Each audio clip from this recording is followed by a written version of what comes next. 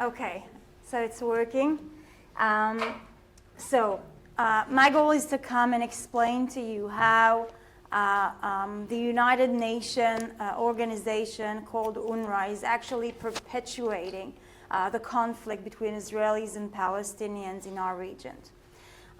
So I'll start with reading out some of the examples between UNRWA and between UNHCR to understand first about how they're objective and how they work differently as well. How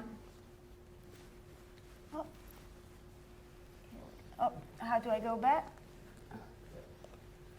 Nope, that's fun. Stay with us. Okay.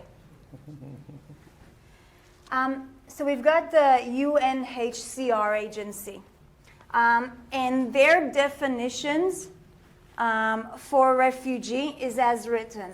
A refugee is someone who has been forced to flee his or her country because of persecution, war, or violence. A refugee has a well-founded fear of persecution for reason of race, religion, nationality, political opinion, or membership in a particular social group. On this basis, the United Nations is giving aid to refugees from all around the world, which is something that we support as well, Israel's, and we promote. This is a United Nations goal that we all stand by. Now let's look on a parallel organization, which is UNRWA, who has a completely different definition, but not just a different definition in a sense that those refugees by the same definitions are Palestinians, but it says a little bit more. This is persons whose normal place of residence was Palestine during the period 1st of June 1946 to 15th of May 1948, and who lost both home and means of livelihood as a result of the 48 conflict. Palestine refugees and descendants of Palestine refugee males, including legally adopted children, are eligible to register for UNRWA services. How is this different, and why does this definition mean so much? The definition for refugee in UNRWA is something that you can inherit. It means that, let's say, many refugees who came here, let's say from Syria, their children will still, by the UNRWA definition, if they would be under UNRWA, not by the UNHCR, their children, their grandchildren, their great-grandchildren will still be called refugees, even though they live here in Sweden. That would have been the meaning of that. And this is what's happening right now with UNRWA. It means that people, we have probably 4th and 5th generation now of those refugees. What does that create? The other side. Okay. So what we have, let's take similar or ongoing conflicts that we've seen. Okay? So we had, there was a conflict between Turkey and Cyprus, right? There were, at the time, 625 refugees. 1,000. Sorry? 1,000. 1,000, sorry. Refugees back in those times, okay? With the work of UNHCR, with the work of the governments as well, of relocating them in the region as well, there are today about 2,000 internally displaced people. Oh, תעשה dismiss. מה זה, כל 10 דקות? שנייה. תביא רגע, תעזור. רגע. אוקיי. רגע. Okay. So we see that significantly the numbers dropped. right? With the years that comes by, they've found a new home, they've been placed in other countries. If they came to Sweden, if they came to Germany, if they went to the United States, got a refugee visa, settled there, got later on a citizenship and things like that, and then they sort of moved on. With Iran as well. Iran, it's an ongoing issue because it's constantly, till today, people are still fleeing from Iran, asking for refugee visas all around the world. While there was the revolution war in Iran, there were about 111,000 refugees registered at the UNHCR. Today, there are about 75,000 refugees. And don't forget, this is ongoing with the years as well, because with the years afterwards, there were still refugees leaving Iran, asking for more visas, but still, the numbers have reduced. If we look on the conflict with Morocco and South Sahara, there's also, both sides are giving different numbers about the amount of refugees today. But by the UNHCR, the amount of people that were looked after or that were displaced during the beginning of the war, through the years there were more and more refugees as well. There were about 48,000 refugees back then.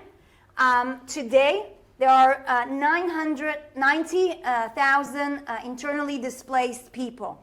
So the amount had risen. The Moroccan government claims there's only 25,000. The rebellions claim there's about 120,000. The United Nations last report shows it's roughly about 90,000. So there's mixed numbers about that as well. But we see that also the amount that has risen since then is not even in 50%. Okay? Now let's see, without the UNHCR aid of relocating and rehabilitating the refugees, what's happening in UNRWA? Okay, so in the Palestinian Authority in 1948, there were 711,000 refugees, Palestinian refugees. Today, there are more than 5 million refugees placed in refugee camps. And so you can ask yourself, how is it possible that throughout time, with the United Nations aid, those refugees weren't able to relocate themselves, to go into a new country and start a new life, get a new citizenship, right? Because this is the goal of the United Nations as well, in its refugees organization. But it's actually reason. One of the problems is obviously in the definition. It's the definition, but also it is the motivation to stay a refugee. So, here we go. Okay, so this is basically just asking how is that possible? There's so many more refugees. So not just descendants. We're talking about 3, 4, even 5th generation now of Palestinians, refugees that are being born in those refugee camps, continuing to grow. So, while United Nations High Commission for Refugee helps integrate refugee, UNRWA foster a permanent status of Palestinian refugee. Okay? The second thing is a refugee status maintained even in Palestinian autonomy. And I've got another slide to sort of demonstrate it a little bit more. But what we see that the United Nations HCR, if you look on the cycle, you've got the citizenship, right? You're a citizen of a certain country. Then comes the conflict. The conflict comes and, it's a war. Many people are losing their homes, losing their property, try to find refuge, and then they get a refugee status. The UNHCRs try to resettle them in different countries, and then they become citizens of those countries. Their children are becoming citizens of those countries. They're absorbing into this community. UNRWA started, let's say there was a citizenship, right? From there was a conflict. From the conflict, Obviously, many people lost their homes, lost their property, and so therefore there was the amount of the refugees. But what's happening here is one big question mark, because all of them, most of them, and it's continuing on, do not receive citizenship. So let's look on a few of the numbers of UNRWA and how they are continuing to maintain this status. Great. So UNHCR are responsible for all non-Palestinian refugees and IDPs, okay, from all around the world. We know there's huge crises now, Africa, Middle East, South America, many conflicts, many refugees are fleeing from these areas. The number of people that need the servicing of the UNHCR are about 65.6 million people. That's the amounts today. If we look on UNRWA, that needs to look after only the Palestinian refugees, they are in charge of 5.3 million people today. So with these amounts of people, you expect also the funding to be a little bit balanced between them as well. But what we can see is that for 65.6 million people, the budget that UNHCR receive is 7.7 billion. Okay?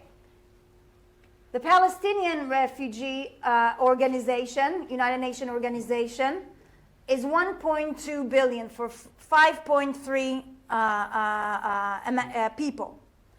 Now, when you look on the amount of people that needs to work in those facilities as well, right, you would expect that it will be balanced as well. If you need to look after 65.6 million people, that's a lot of people to look after. You need a lot of staff.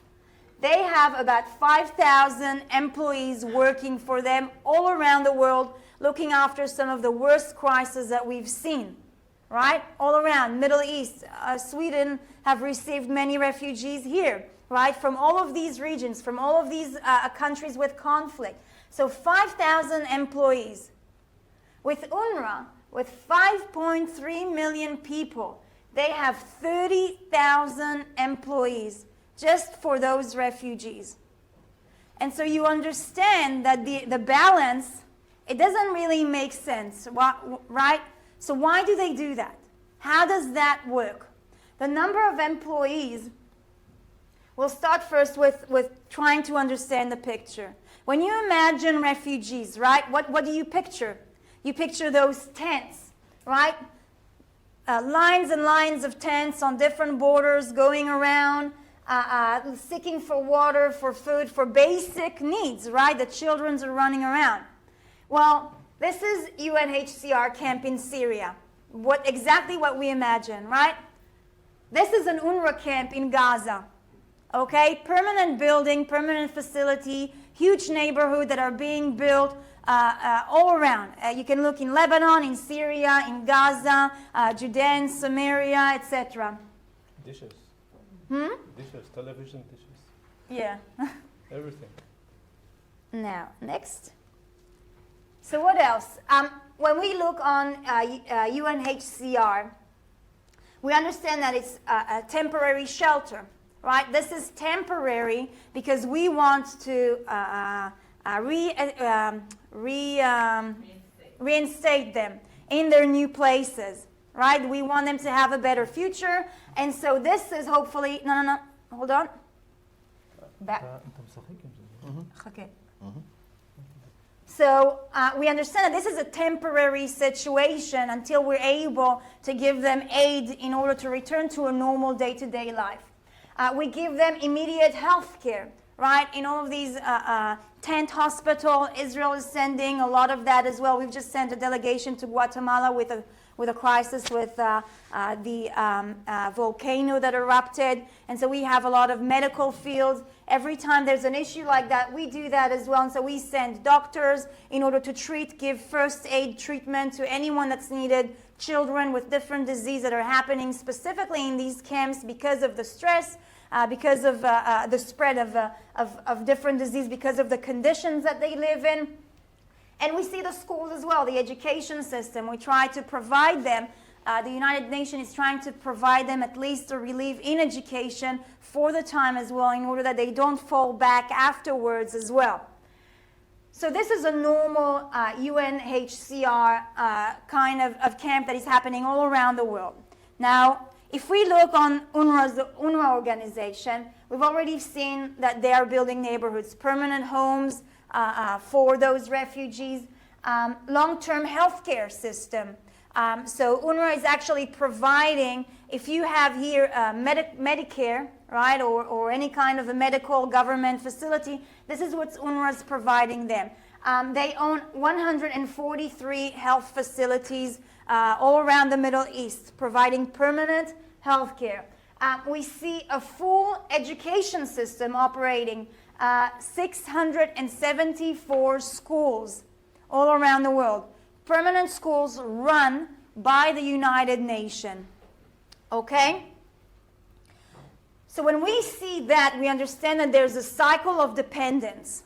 Okay? And this cycle of dependence of those refugees in this United Nations agency create the motivations for the refugee not to be reinstated in other countries or in their own countries, but continue to rely on the welfare. And so how does it work?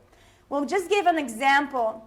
When I spoke before that even inside Palestinian autonomy, they are still considered refugees.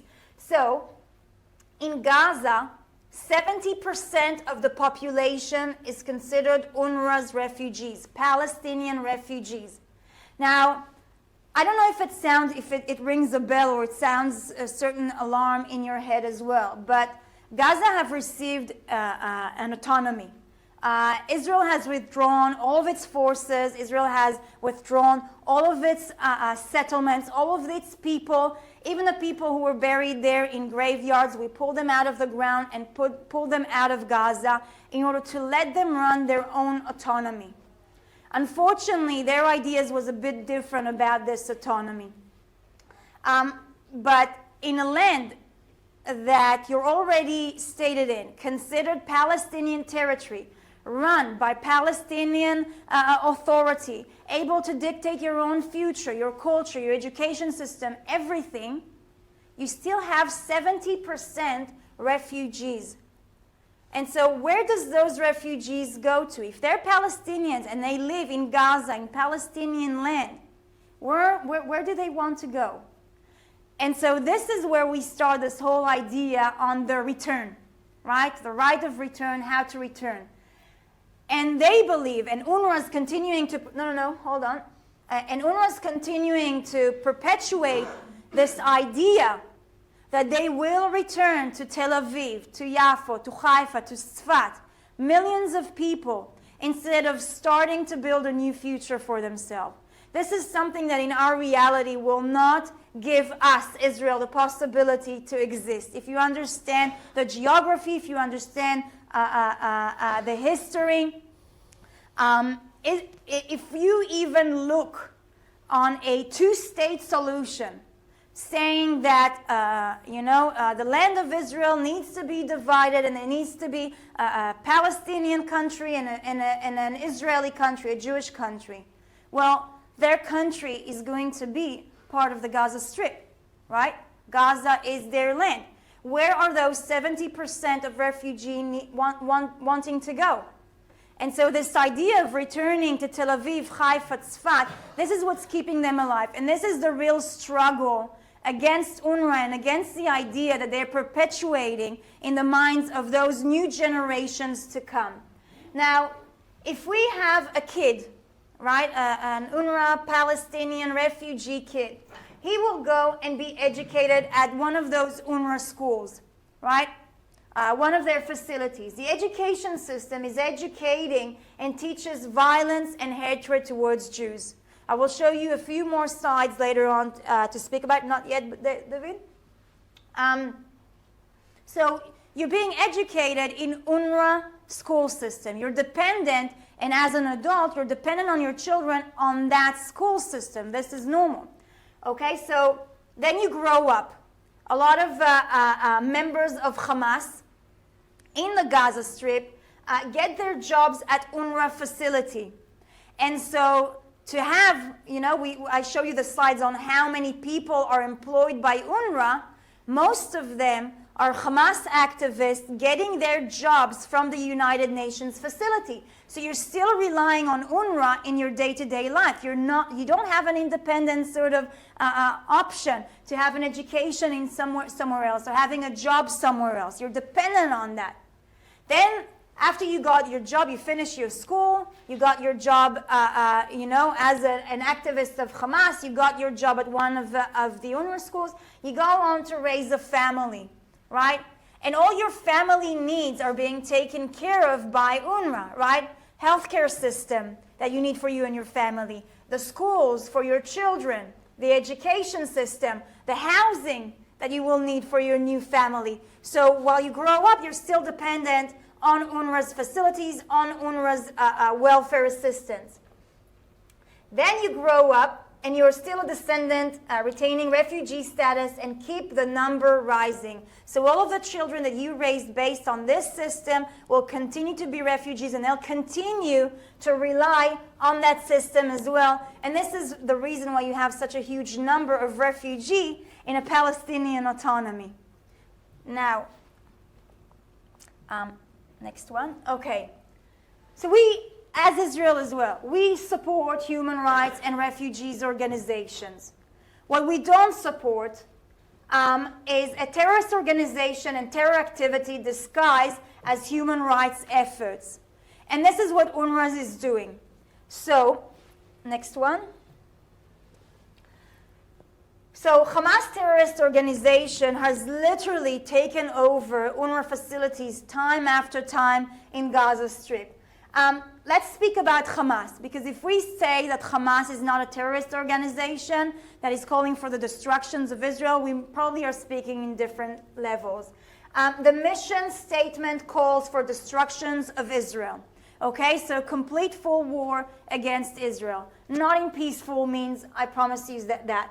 Hamas is responsible for hundreds of terror attacks and thousands of deaths in Israel.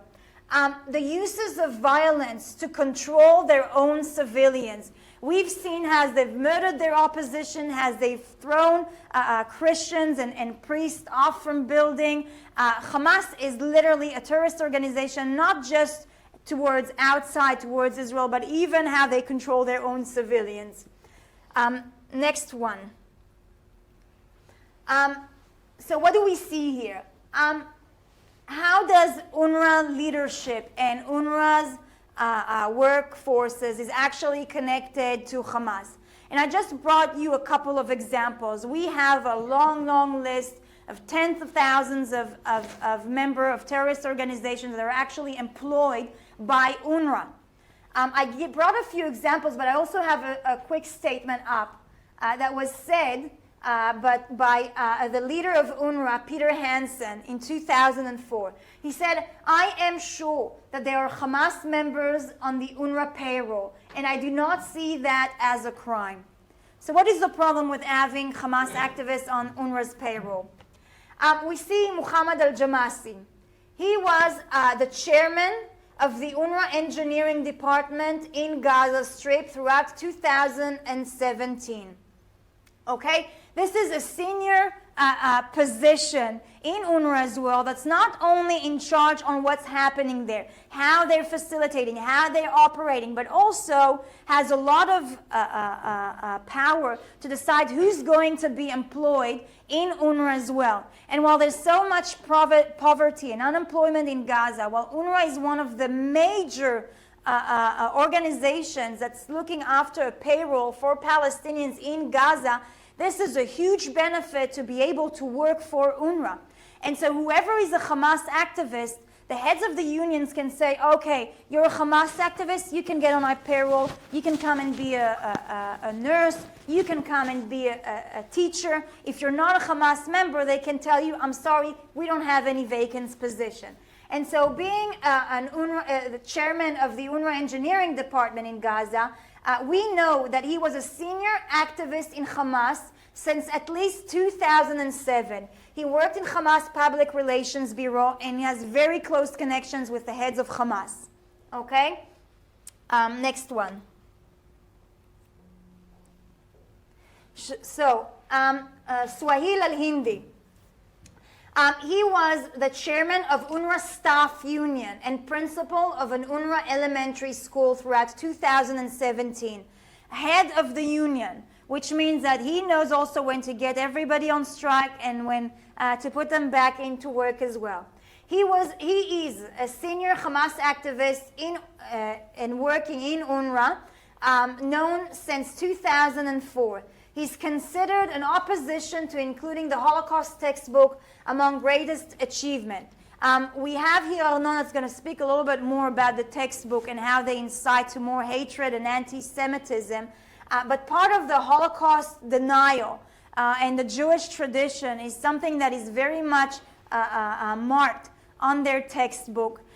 This is part of what's igniting anti-Semitism, hatred towards Jews as well, and he sees that as one of his greatest achievements. Next one. Here we go. Isa Abed El-Hadi El-Batran. He's an interesting man because he was a teacher at UNRWA Gaza School for years. He was a senior teacher knowingly, while UNRWA knows that he was also a full member in the military brigade of Hamas called Azadin al-Qassam. So he was part of the Hamas military, operating Hamas activities, shooting out missiles towards Israel, rockets, things like that.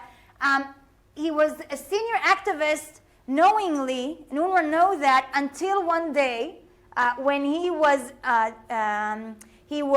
injured really gravely, very hard, so he couldn't come back to work. He was injured while he was working at Azadin al-Qassam. Okay, so during a terrorist activity, he got injured, and this is the only reason why he got fired, because he couldn't come to school. And this is while the organization UNRWA knew that. Try and imagine a terrorist activist who's going almost every couple of days into a Hamas activity out in the field, shooting rockets, and then during the day go and teach his kids, educate kids. What do you think the value that he's going to educate that younger generation towards? And so this is a problem that we have a lot also with their youth movement called Al-Qutra, which is a youth movement after school hours that is closely related to Hamas as well. It's recruiting from their new Hamas activists to then join Hamas forces in the field as well. David Badin will speak a little bit more about it afterwards. Next one. Okay, now let's speak about the facility. We would love that the United Nations will continue to look after the health and the education of the Palestinian people. What is the problem with that? The problem is that Hamas is using those facilities for terrorist activities, to incite war, to incite hatred. We have a few findings. Israel is not in Gaza, so it's extremely difficult to get any kind of material from there as well. But we had during a few times some foreign correspondents, foreign journalists, who even by accident filmed where the rockets were flying out, seeing signs of UNRWA in the background, being schools of UNRWA. So we see buildings and schools where there's a United Nations building. You can see the flag and a rocket launcher just from there, hiding in this facility. We see terror tunnels that are being dug underneath, coming from these schools, from these hospitals, going out towards Israel or towards Egypt in order to facilitate terrorist activities and terror acts. Hamas tunnels, the rocket launchers, hospitals. We found also a warehouse of rockets in one of UNRWA's hospitals. I don't have the pictures. Obviously, always pictures. A picture's worth 1,000 words. But since we are not in Gaza anymore, it's very difficult to go and get pictures from that as well. But you get the picture about how Hamas, who's working in these facilities, is using them later on as a cover-up for their terrorist activities to fight against Israel. Now, when Israel needs to make sure there's no rocket being launched towards innocent civilians in Israel, unfortunately, obviously we have to destroy the areas where the rockets are being launched from. And so when Israel will come and destroy this launch attack base, the Palestinian Hamas will come out with a huge announcement saying, Israel have attacked a United Nations school. And I know that sounds terrible, but unfortunately in that kind of war, when they are using and disguising their terrorist activities with innocent civilians, with schools, with children, these are the kind of pictures, and this is the kind of propaganda that they're trying to bring out. So next one. So let's speak a little bit about their education system that demonized and delegitimized Israel. UNRWA's got 674 schools, a budget of 735 million, more than million dollars a year. This is about 54% of their total budget, which mainly goes to salaries. Okay, salaries of teachers, salaries of principals, and people like that.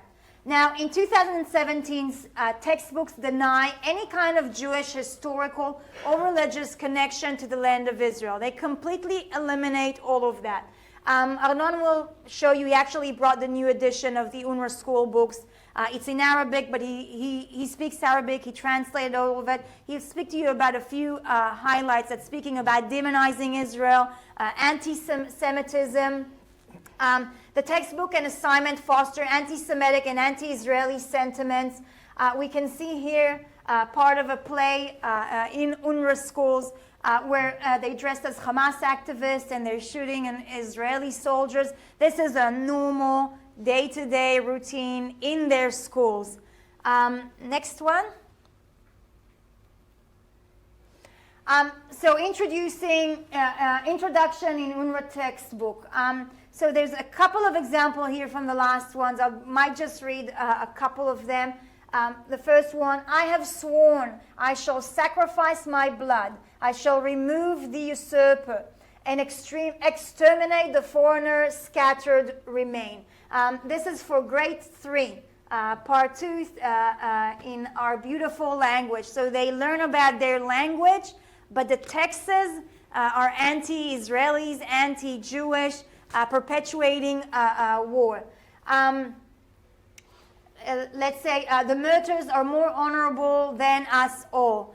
Teaching those young kids that the most honorable thing they can do is sacrifice themselves and get killed in the name of this war of Islam, the war of return and things like that. This is part of the major issues that are happening now almost every Friday on our borders between Gaza and Israel. The marches of return being paid by Hamas for anyone that's injured or dead on these areas. They're actually being paid, giving a check either to their families or to themselves for doing that.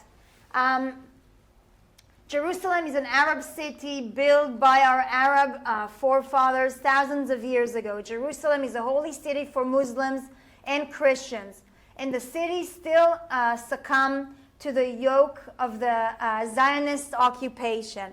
So removing any kind of Jewish sentiments, of Jewish connection, Jewish heritage, Jewish religion in anywhere around Israel. And so if we speak about coexisting, right, side by side, trying to live together, it means that one day we'll have to understand each other, to be able to live one beside another, accept one heritage and another's heritage.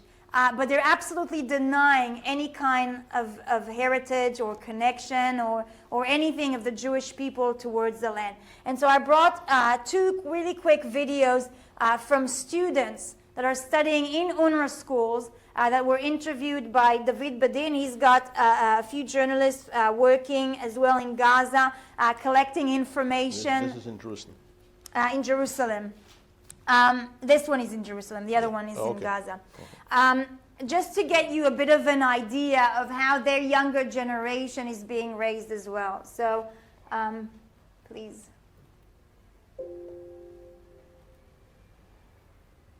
I think this needs internet. Just click the screen. Click the screen. Click the screen. It gives us אין אפשרות לאתר שרת אינטרנט או שרת No, תחליפים. it's not- I will be. No internet? I will show this to you a little You'll bit show later. it? Okay. So David will show you both of these we'll show it short videos that speaks about what they study and how they learn there. קפצת אחד או שזה זה? What is it? Okay. So what is our challenges with UNRWA? There's a few of them. One of them is that they motivate refugees to stay refugees. Okay? What is the problem with that? That they're continuing to perpetuate the conflict. Instead of resettling, instead of starting a new life. You know, even if I take myself, and my mother, if you would say, she doesn't call herself a refugee, I don't call her a refugee, but she had to flee from Morocco. There were a lot of riots and violence against the Jewish community, and so they had to flee from there. And they would be considered by the UNHCR refugees. If I would take the UNRWA definition, I would be considered a Moroccan refugee. My kids would be considered a Moroccan refugees, and will continue to hold this state of mind, this status, that we cannot start a new life. Our life have been left behind. We constantly are trying to drag that with us without building something fresh, something new. More than that, the motivation of refugees to stay refugees has always been part of the core of the problems in resolving the Israeli-Palestinian conflict. You can speak to many members of Congress or even the Americans who have tried to negotiate a lot of the times between Israelis and Palestinians in order to find a solution in our regions. Time after time, the questions of the refugees being risen, being used as an excuse to not sign any kind of agreement with Israelis. They're always bringing this question, what's going to happen with 5 million refugees? We want them here. And time after time, this is a question where this is something that is absolutely impossible. Try and imagine a country similar to Sweden, much smaller, but similar to Sweden, 8 million in population. This is Israel. About 6 million of them are Jewish. 2 million are Muslim, Christian, Bedouin, Druze, etc. And now add to that 5 million refugees from all around the world. Can Sweden sustain something like that? 5 million refugees in any kind of means of reality, it is impossible. And even if we would have speak about the original 700,000, that many of them are deceased, so let's talk about half of that population, maybe that would have been something to be considered, but they refuse and they use it as a persistent principle in order to refuse any kind of reconciliation in Israel as well. And continuing to do that will continuing to widen the conflict, widen the gap between Israelis and Palestinians as well. Also, the status of refugees in Israel. So in Jerusalem, in Ramallah, in Gaza, while they still hold that status and don't start a new life, they have no reason, let's say in Gaza, to start building a flourished economy, right? They can rely on welfare. And their children are being educated to rely on welfare as well. So, in some of the places, even when we've seen, UNRWA's got also, they're providing also food. So they've got these bags of flour. While they were digging under one of the schools, one of the terror tunnels, they were hiding the sand in some of these flour bags to hide the sand that is being excavated in those terror tunnels from that school. And it's interesting because those terrorists are using UNRWA, not just the UNRWA facility, but also food, medical. If we look on the UNRWA hospital, there was a shipment of a few $1 million for new equipment for this UNRWA hospital. What's its name? Shifa. Shifra. Shifa. All of this new equipment, a few days later, completely disappeared. Okay? New equipment that was meant to treat those people. So Hamas have taken all of this new equipment and sold it on the street in order to gain more money for their terrorist activity. And they know they can do that because they can rely on the welfare. They don't need to start building a strong economy to look after their people. They don't need to start building their own strong education system or infrastructure or bring food or things like that. The more they can rely on the United Nations, the further the United Nations takes them from building a real new and strong community and society for themselves. To be able to reconcile between Israeli and Palestinians, Palestinians needs to be proud of something.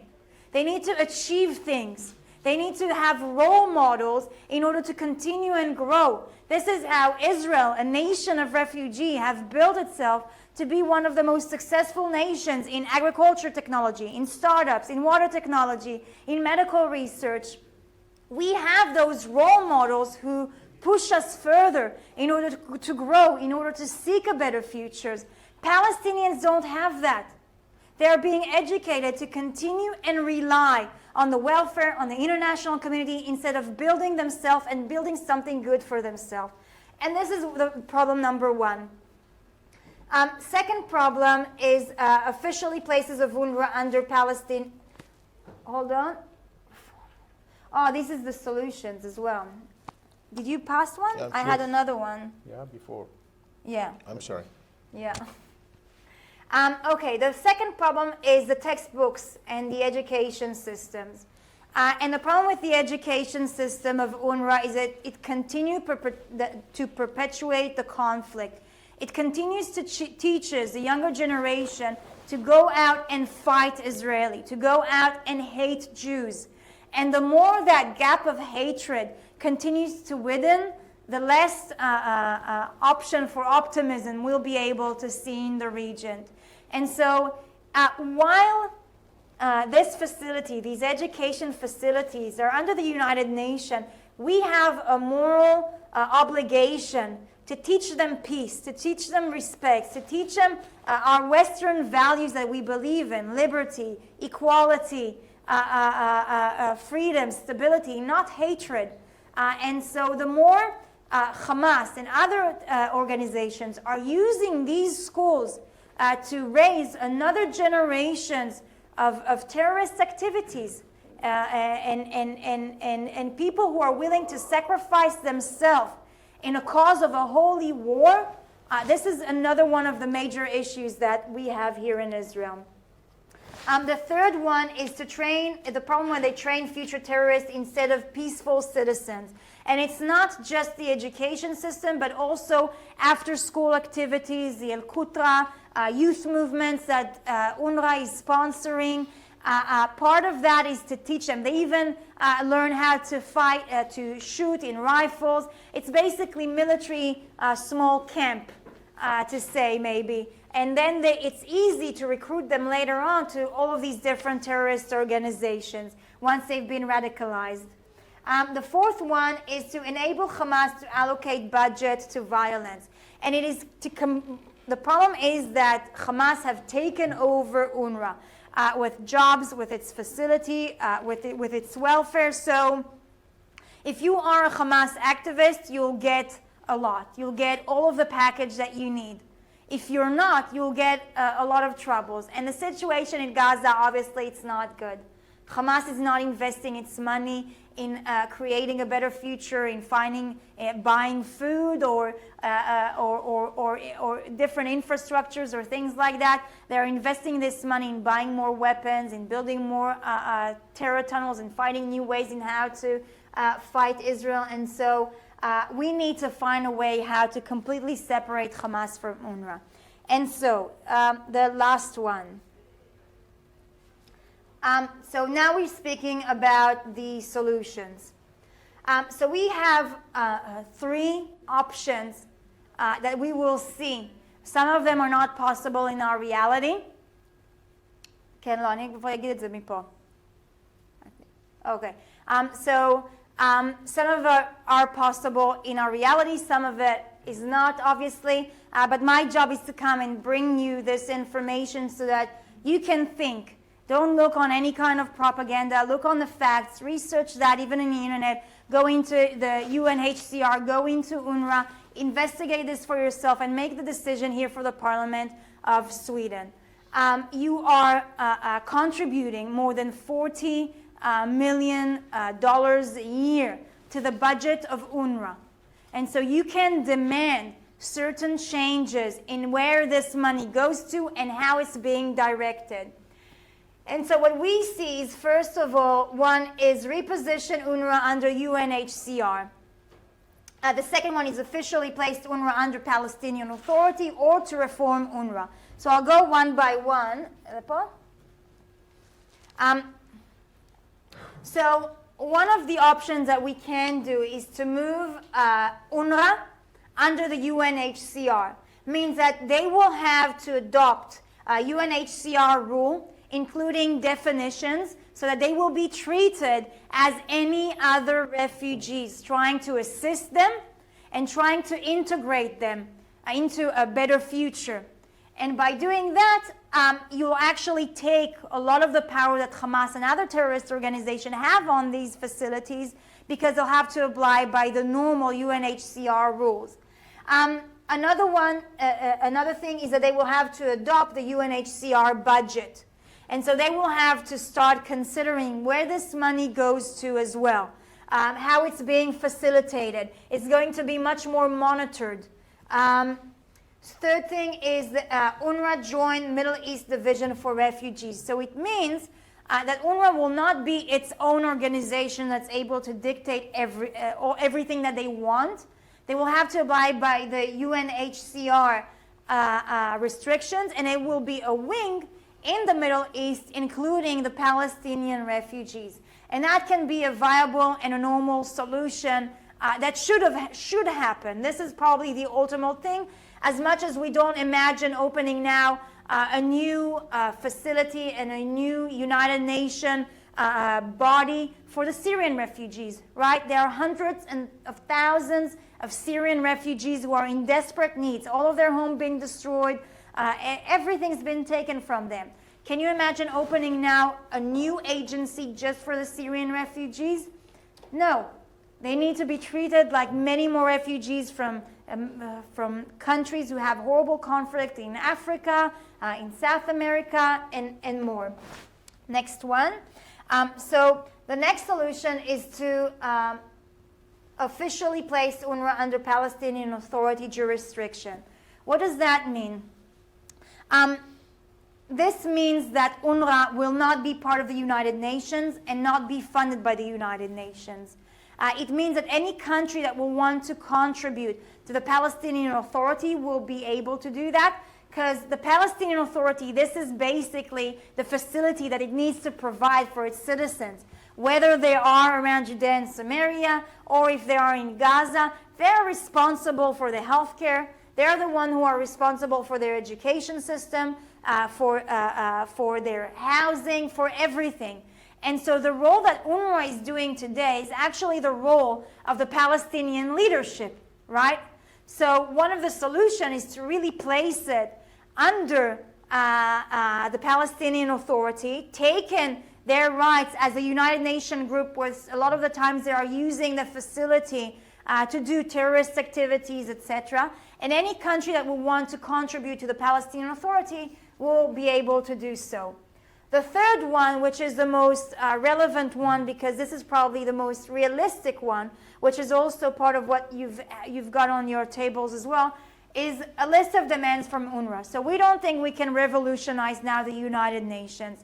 We've seen how the United Nations have stood beside as well in many times where it was needed in different conflicts area. And so we don't expect them to do the two other solutions, but this is something that it can really happen in our reality. This is something that every parliament member around the world can come and demand from their government, which include a few of these points that are written in your pages.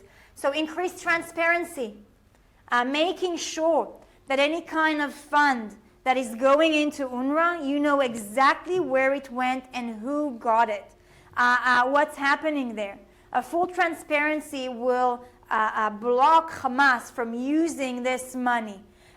If Hamas have taken all of the hospital's equipment, there need to be a United Nations personnel to come and give, not justice, but איך אני אומרת, לתת את הדין על זה.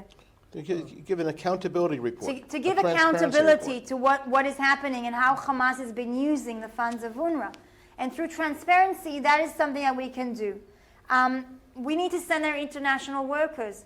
As most of United Nations agencies and facilities, they need to be international workers. When you have local workers, particularly in Gaza, you can see how they abuse the system, how they use it to give to their friends, to give to whoever is part of Hamas ruling or the government or Hamas activists. And this is something that we can demand. Foreign workers from the international community, we know many volunteers from all around the world who are volunteering in the United Nations. Speaking about getting a salary for a lot of these amazing work in education, in hospitals, is something that we can do. And so international workers who are not one-sided, who don't leave the conflict, is something extremely important. Completely distance and boycott Hamas. So really declare that Hamas, they understand it's a terrorist organization, and whoever that affiliate themselves with Hamas will not be part of UNRWA. This is also another point. Ensure budget and equipment used for correct purposes. Is that mine? Yeah.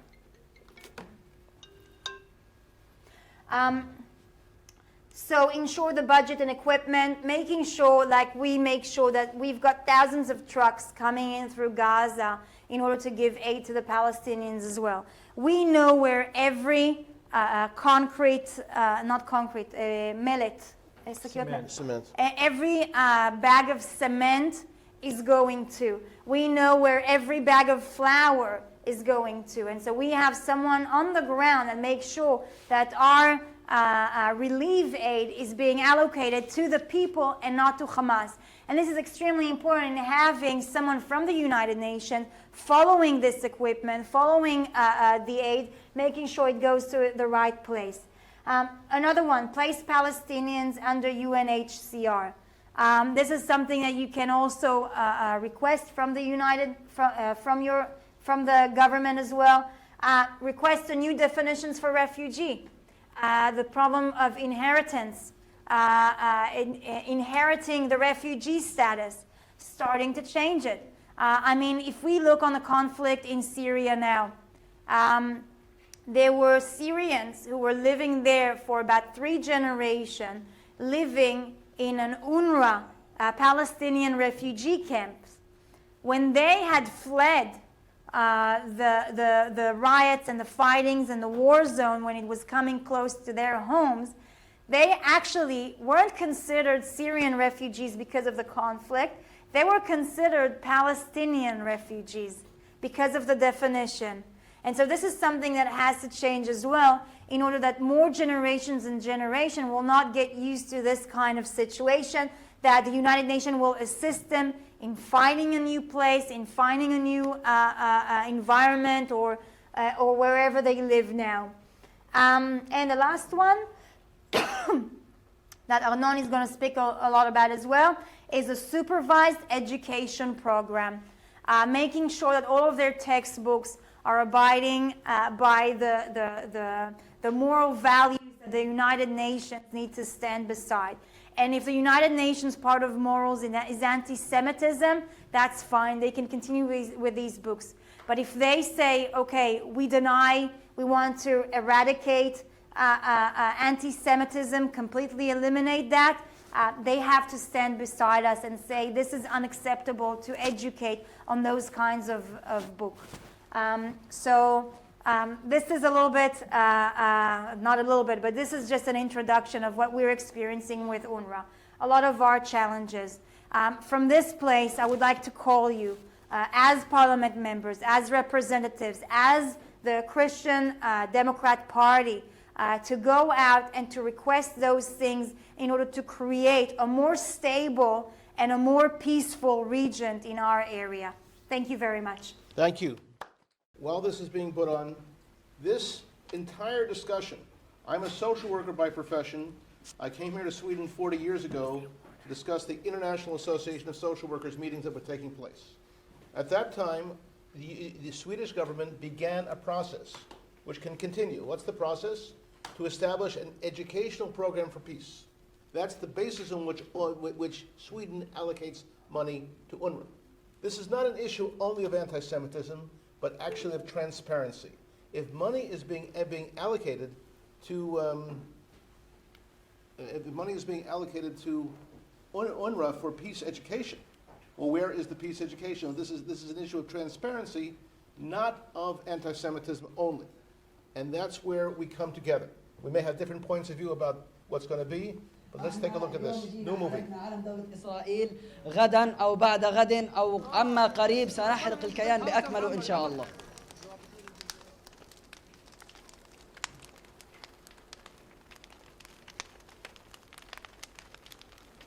UNRWA, the United Nations Relief and Works Agency, was created after the 1948 Arab-Israeli War to assist 500,000 Arab refugees who left their villages during that war.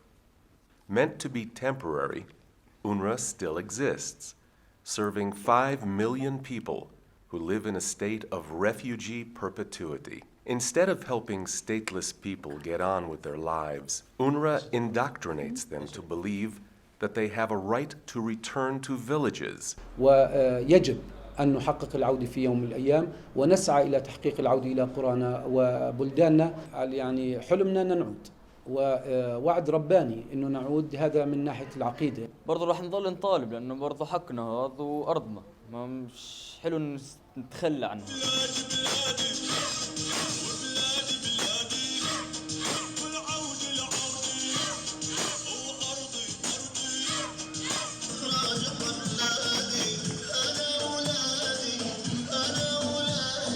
على القريب العاجل سوف يحصل نرجع إلى أراضي 48 وإلى بلداتنا الأصلية ومنها حيفا وبئر السبع وعكا والناصرة. A right of return bestowed on no refugee population on earth. UNRWA has now gone one lethal step farther.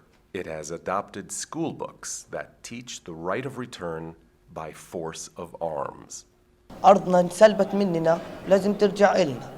لو بده يكلف ينزل 1,000,000 شهيد وكد ما ينزل شهداء، لأنه الشهداء هي اللي بترسم حدود الوطن. في النهاية الأرض راح ترجع لنا، إن كانوا أو إن كانوا لا، بالقوة. UNRWA encourages children to join El Kutla clubs, where students emulate Islamic terrorists trained to liberate Palestine with weapons in hand. This is child abuse.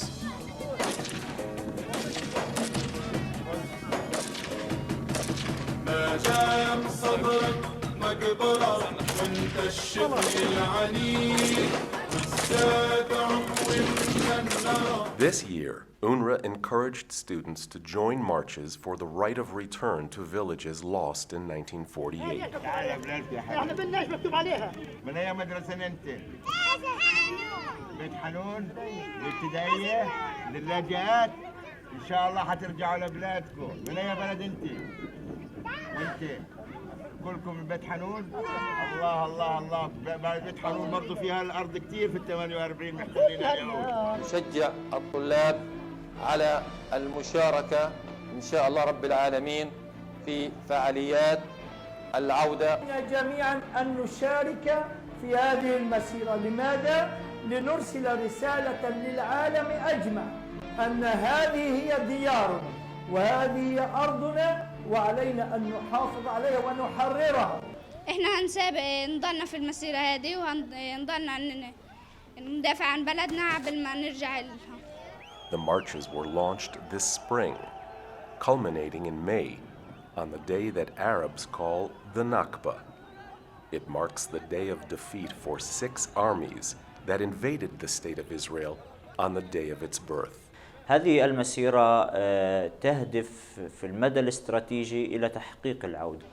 احنا بنشارك فيها دائما، بنروح كل جمعة بنروح بنشارك فيها أكيد عشان نرجع لنا بلادنا، وهيك بنروح على بلادنا نرجع لبلادنا. بشارك أنا كل جمعة بنروح على مسيرات العودة، ومسيرات العودة مقاومة الاحتلال حتى نرجع لأرضنا. المهم بس نرجع على بلدنا. هذول جو كل واحد يرجع، هذول جو من برا، جو مرتزقة، هذول اجوا يسكنوا عندنا، هذول ما لهمش ارض. وهذا بقول لك هذول لهم ارض الاجداد والاباء وارض المحشر والمنشر لهم. باذن الله سوف نرجع الى بلدنا. طبعا ما اخذ بالقوه لا يسترد الا بالقوه، بالجهاد بشتى انواعه، ونحن نريد تحريرها بكل الوسائل، أسلحة، عمليات طعن، عمليات داهس. أننا هنا من قبل أن يرد اضطرام بالأحمق ونتنياهو الأجرب بأننا نحن أصحاب الأرض ونحن أصحاب العقيدة، وبإذن الله سندخلها قريبا. أننا سندخل الأرض سلميا وجهاديا وسلاحيا وطعنا بإذن الله. Children attending UNRWA schools have gone through years of indoctrination to keep the flame burning, to return to homes that await them from 1948.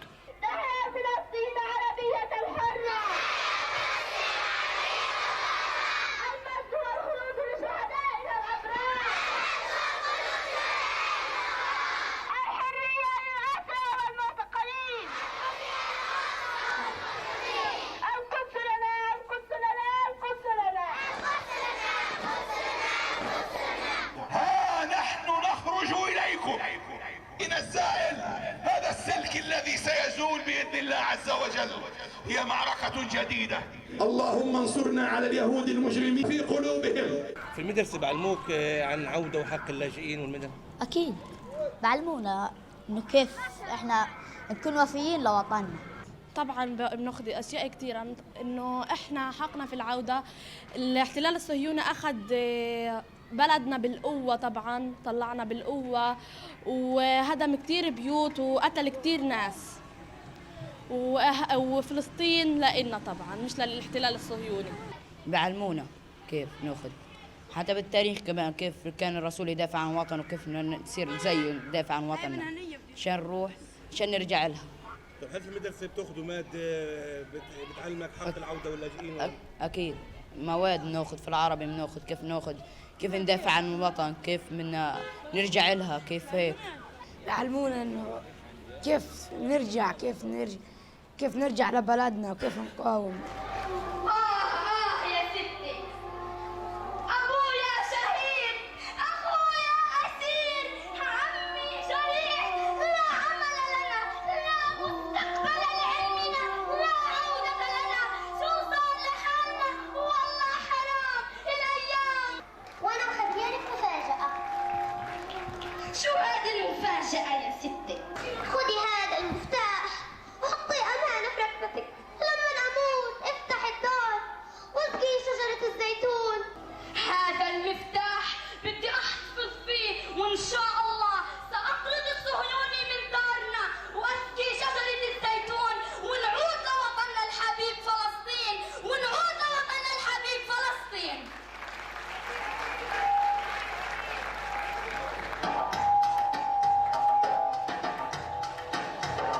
The war for Jerusalem was in focus this Nakba Day, which was held on the day the U.S. Embassy relocated to Jerusalem. طيب ايش رايك في ترامب؟ والله هذا بده كسر انف. هذا القدس عاصمتنا من يوم الانبياء، عاصمة فلسطين القدس معروفة، وهم جايين يقولوا لنا القدس عاصمتهم، لا بنرضاش، لا اقبل، لازم ولا اشي ياخذوا هم، كلها النا ولا شبر بنتخلى احنا عنها. ايش رايك في قرار ترامب لما حكى عن القدس عاصمة اسرائيل؟ أكيد لا، هذا لا، عور الدجال، هذا عور الدجال. نقدرش ناخذها، نقدرش نستغنى عن شبر، ما نقدرش نستغنى عنها القدس. وإنه القدس هذه عاصمة إسرائيل معلومة كاذبة، وطبعا في أدلة كثيرة في القرآن الكريم إنه القدس عاصمة فلسطين طبعا، ولا في قدس شرقية ولا قدس غربية، قدس واحدة وهذه لإلنا وبس. إذا انتقلت السفارة نحرقها. القدس إسلامية، القدس عربية وليست يهودية. Toward Nakba Day, UNRWA schools gave the day off so that students could rush the fences. The students used a new arsenal of weapons that ranged from Molotov cocktails to stones burning tires and even light weapons. This deadly arsenal was issued by terror organizations embedded in every UNRWA school. UNRWA education today amounts to child abuse, with its schools being the breeding ground to recruit child soldiers. Donor nations that give $1.2 billion to UNRWA must demand accountability to the principles of the United Nations. UNRWA must reject its school books of war, remove terrorists from its payroll, stop terror cells in schools, and reject the right of return by force of arms. Let the world help 5 million descendants of Arab refugees leave the refugee camps and get on with their lives.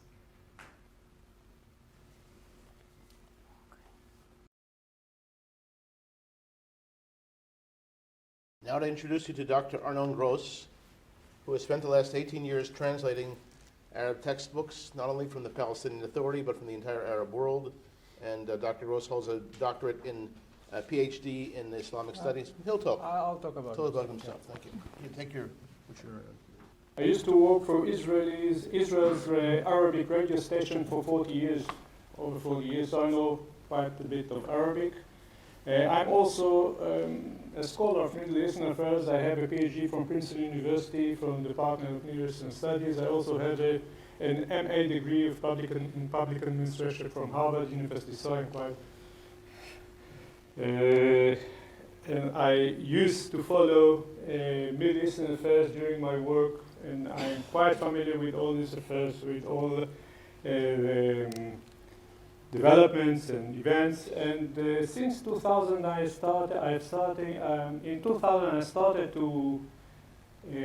I was curious to see what school books teach about the other and about the possibility of peace with that other. So I checked books of Syria, Egypt, Saudi Arabia, Iran, Tunisia, and the Palestinian Authority. And I also have some, although I didn't publish official research about Israeli school books, I'm quite familiar with that. And I have my several books over here, my granddaughter's book from grade 2 and others, so I can make to compare actually in comparison between Israeli school books, the attitude to the other, the rival other, and to the self, and the possibilities of making peace with that other on both sides. Okay, now I found out, and I'm talking now about the newest books published by the Palestinian Authority. They were published, all of them, in 2017, last year. And they are taught in all schools in the West Bank, in Gaza, and also in the schools of East Jerusalem that follow the Palestinian curriculum. Okay? And UNRWA teaches these books in its schools. It has 270 schools in Gaza with over 250,000 students, and 96 schools in the West Bank with about 50,000 students, and also schools in Jordan, Syria, and Lebanon. In 2017, they had 500,000 students all over, Palestinian students all over the Middle East. I made a certain calculation since 1950, the beginning of its operation in the Middle East. They have indoctrinated over 2 million students. So let's start what the books which are issued by the Palestinian Authority and taught by UNRWA teach about Jews and Israel.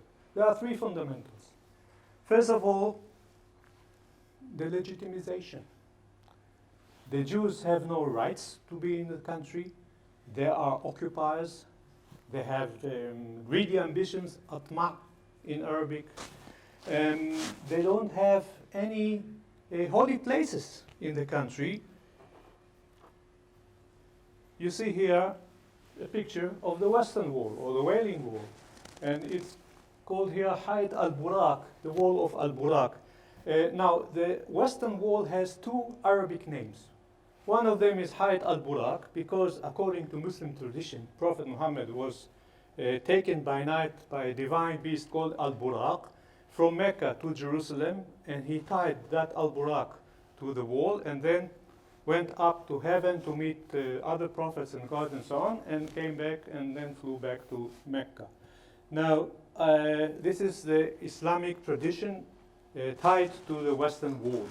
Now, they have another name which is Hayt al-Mabka, the wall of the mourning, of the weeping or crying, okay, the place of crying, which is a specific name describing the Jewish tradition of that place. So the Muslims, by tradition, recognize the holiness of that wall to the Jews over the generation. But now, what they say here, you can read yourself, Al-Buraq wall, and I read the last sentence, the Muslims alone have an absolute right to it.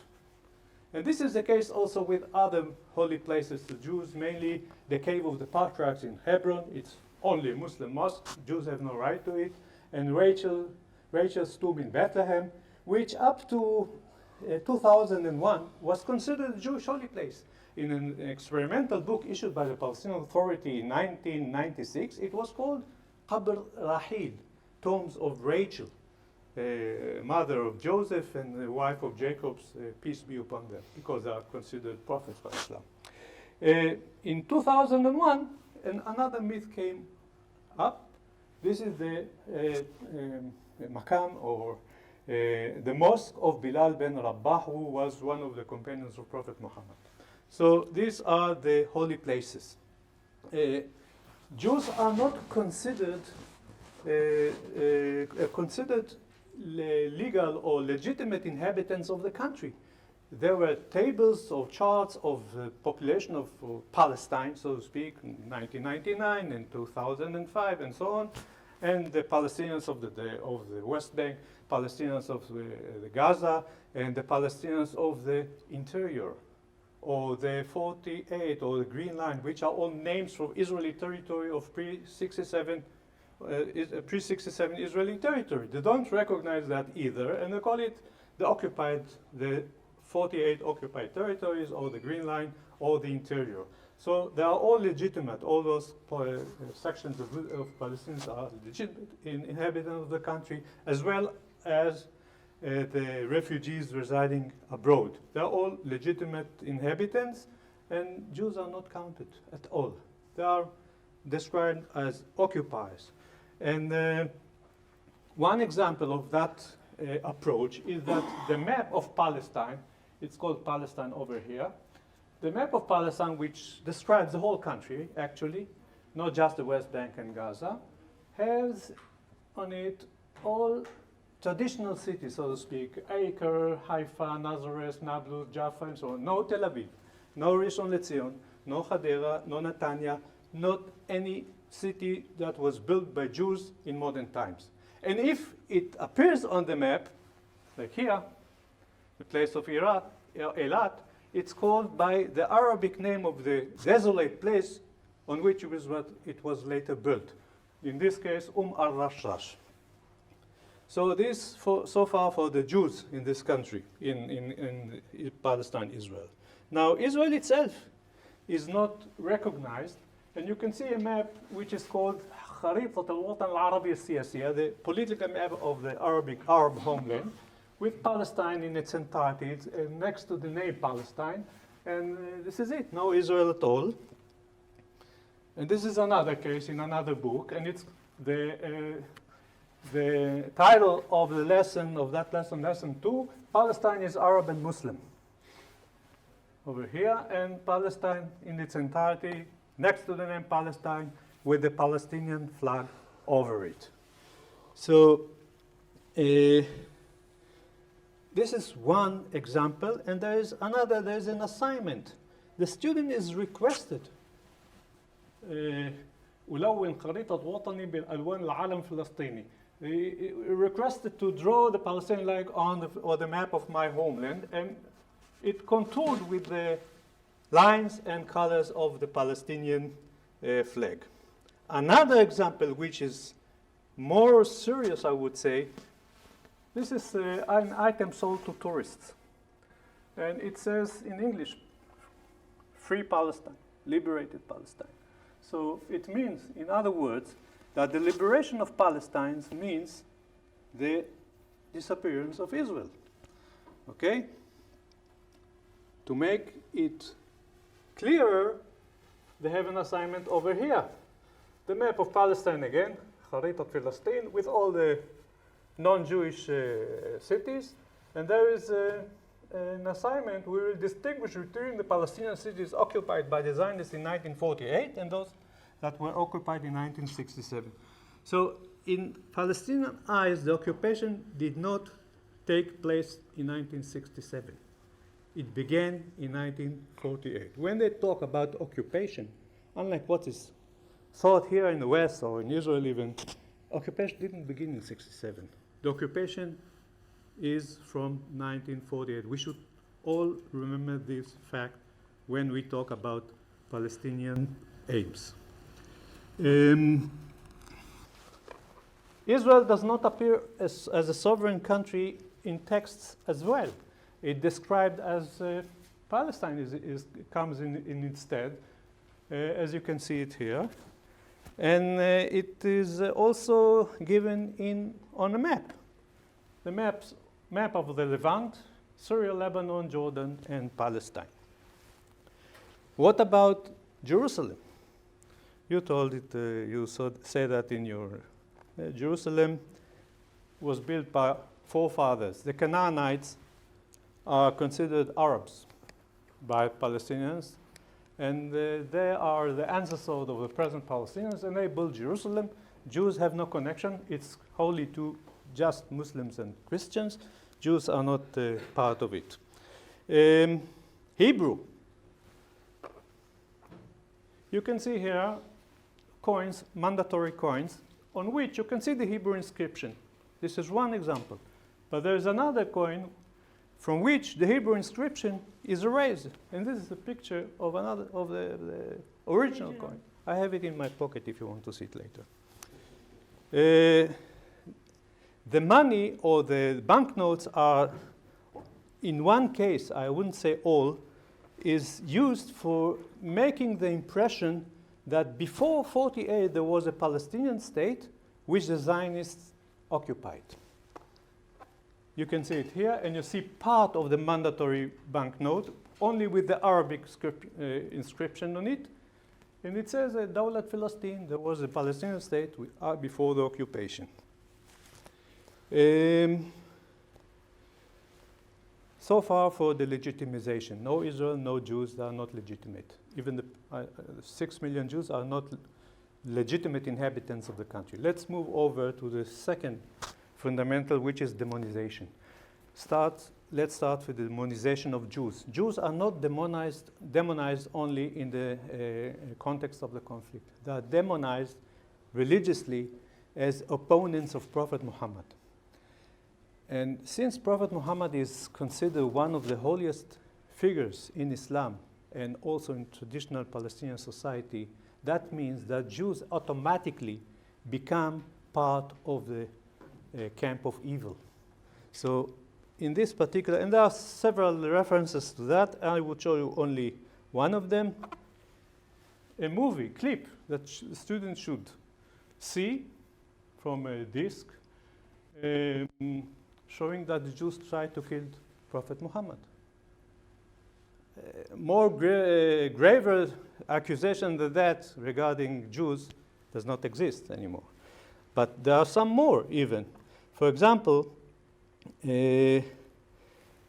Muhammad had companions who later, after the conquest, spread all over the Islamic or Muslim countries, and some of them died and were buried in Palestine. And they claim that the Jews are taking or destroying their graves and moving their bodies from those places, which is, as far as I know, is untrue. Apart from that demonization of Jews, or in the context of religious rivalry, the demonization of Jews and Israel takes a very grave twist in the context of the conflict. Israel has stolen our land and was aggressive against Arab countries and killed our children and stole our heritage or desecrated it, our holy places and so on. More than 30 accusations against Israel and the Jews. I counted them all over the years. And every year, every book adds new ones. For example, one of the new books says that the Jews send away wild boars in order to harm the Palestinians' crops. This is a new accusation. Or that citizens or inhabitants of southern Hebron are damaged or are become ill of cancer due to the atomic reactor, the nuclear reactor in the Israeli Dimona. All sorts of accusations. And there are also some demonizing expressions. For example, motives of the Zionist gangs, perpetration of collective extermination, genocide, actually. Now, I think that genocide is something visible, something that you cannot hide. It means that if you commit or perpetrate genocide against a certain population, its number becomes smaller, right? It happened in the Holocaust, it happened with the Armenians. There were in Eastern Anatolia Armenians in 1914 in a number large enough that they were entitled to send to the Ottoman parliament for 15 deputies. In 1916 there were none. So it's visible. You can show. Now the Palestinian society just increases all the time. So where is the collective extermination or the genocide? But it's still there in the books, which are taught. All of them are taught in UNRWA recently, currently. These are new books. What else? Jews are killing children and youth. You see this is another demonizing expression. Devil's aids, A'wani shaitan. This is a part of a poem for Al-Aqsa. And also there are specific accusations, as I told you, killing children and youth, and demolishing houses, and also trying to destroy the holy mosques on the Temple Mount. This is the demonizing picture of Jews and Israel in the Palestinian Authority textbooks that are taught in UNRWA schools. Let's move over to war indoctrination.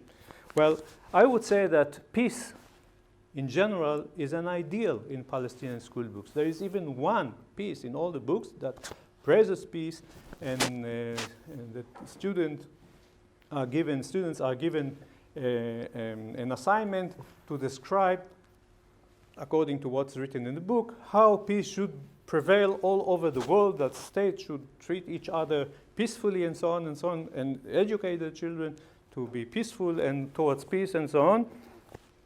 This is in general, never in the context of the conflict. Now, in the context of the conflict, they have something else, which is called liberation struggle, or struggle for the liberation of Palestine. And we have seen that Palestine includes Israel as well. Okay, now that appears, for example, in the PA, Palestinian Authority's national anthem, which is taught at school.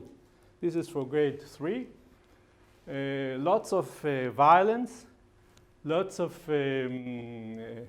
let's say, about revenge, and I will return, and so on and so on. This is part and parcel of the anthem, which is taught in school.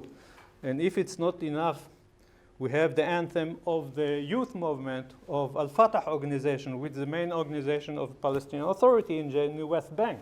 Okay? And it's not just the liberation of the West Bank or Gaza, Haifa and Jaffa. Haifa and Jaffa are also mentioned here in this context. And we should remember that the organization itself was established in 1965, before 1967. Now, after getting, the violent struggle for liberation is described to first grade students in this way. Okay, this is the struggle for liberation.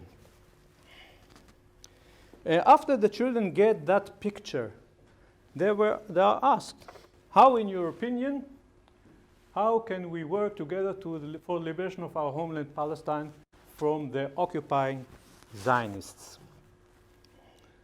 And into this struggle for liberation, that national sort of struggle, they put also the religious element, because the students are mostly coming from a traditional society, and the introduction of Islamic or religious element into the struggle of liberation makes it more obligatory as far as they are concerned.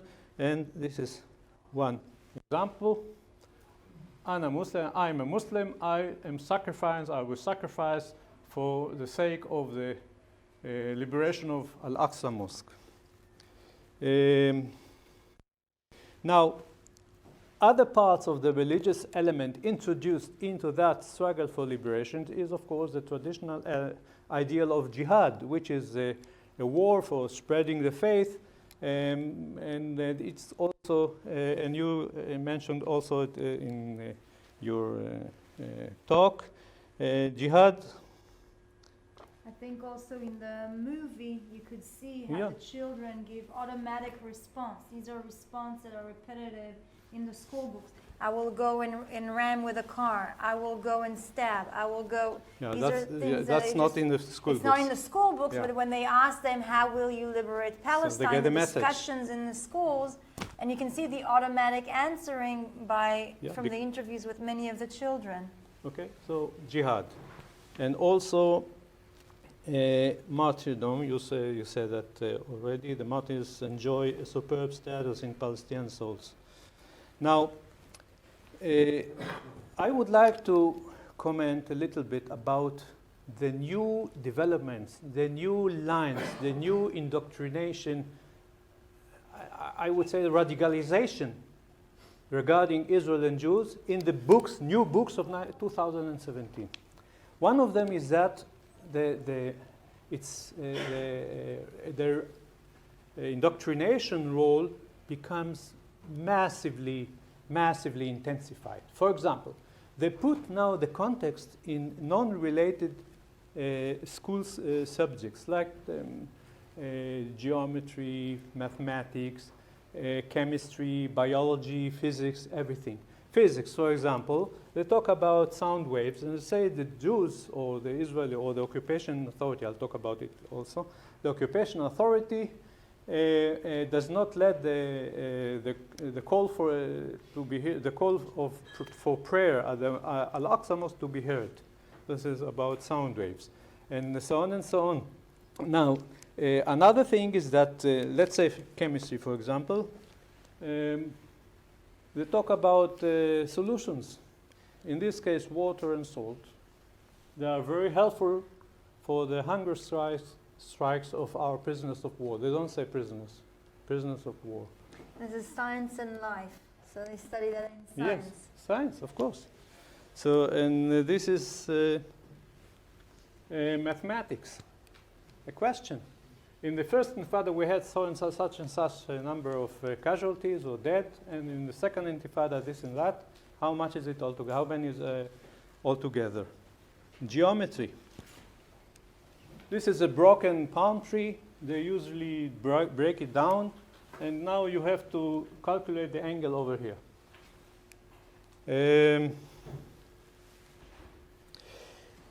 Another important part of the radicalization is that the name Israel is erased.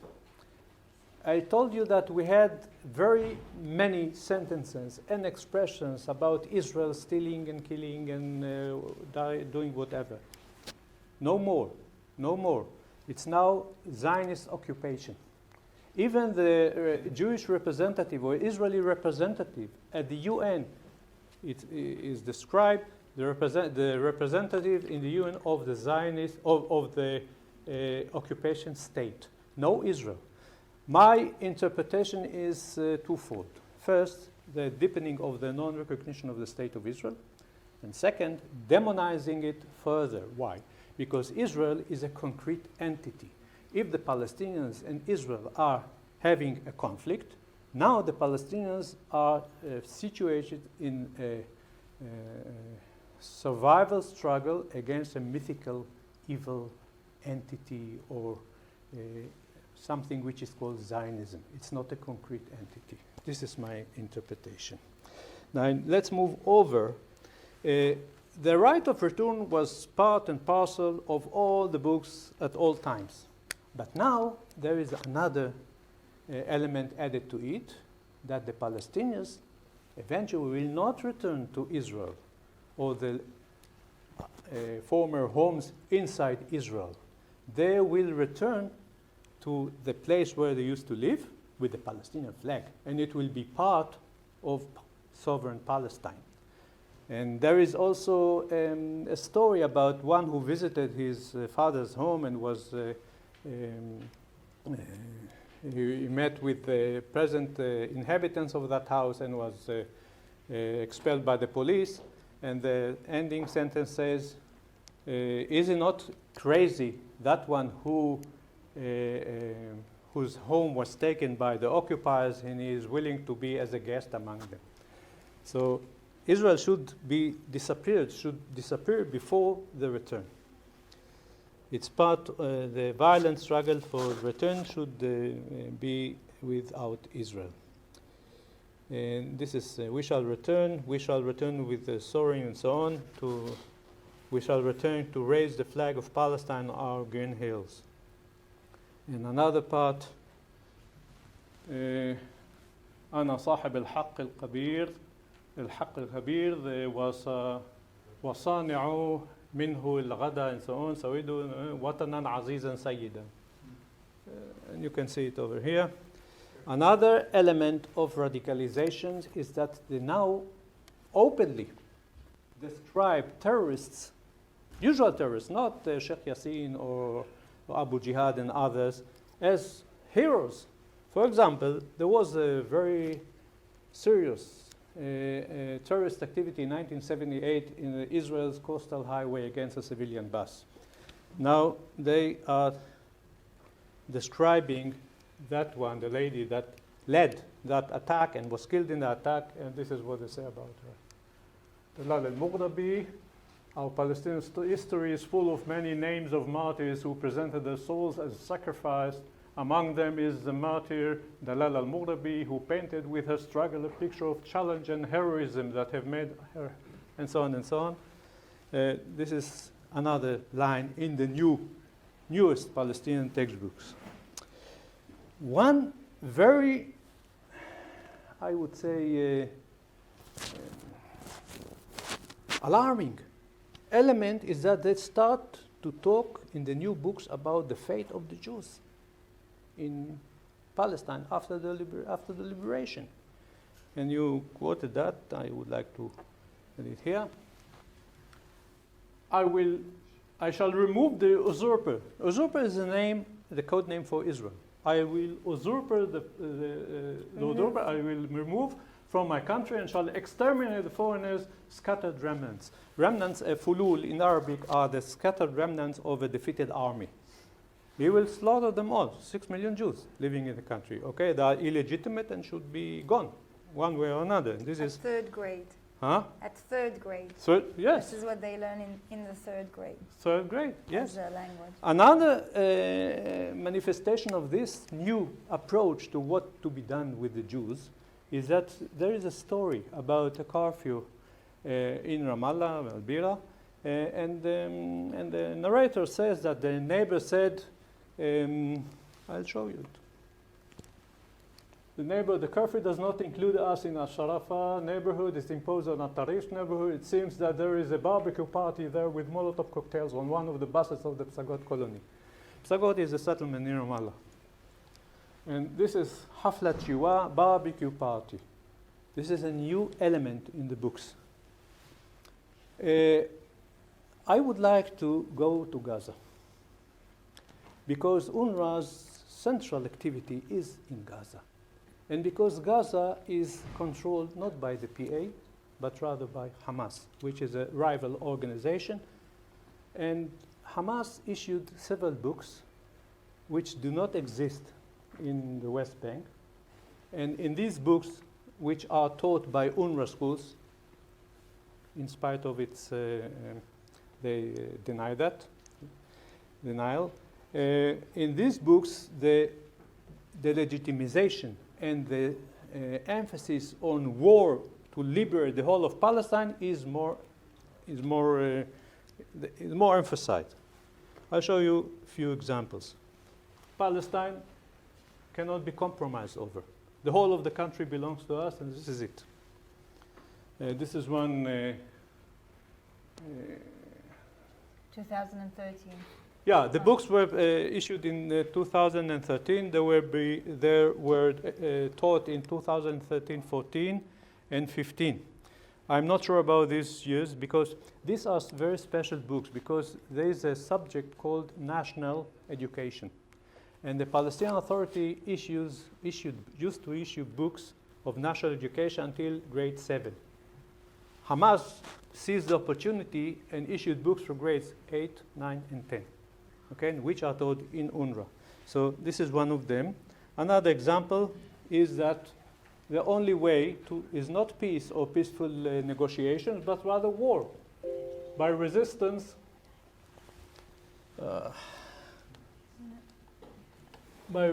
we shall win. Okay, and another one is one of the points, one of the types of resistance is what they call amaliyat istishhadiyya, which is a code name for suicide bombing. Amaliyat istishhadiyya, operations that those who want to become shaheed make or do or perpetrate. So this is part of it. They're fully open. Another thing, another thing is that pure anti-Semitism in these books, and you can read it for yourselves. This is from grade 9. Now, UNRWA said that about Jews and it's a horrible piece. It should be read carefully. Now, UNRWA said that they were not teaching because they were not obliged to teach books which were not issued by the PA itself, but they did. Why?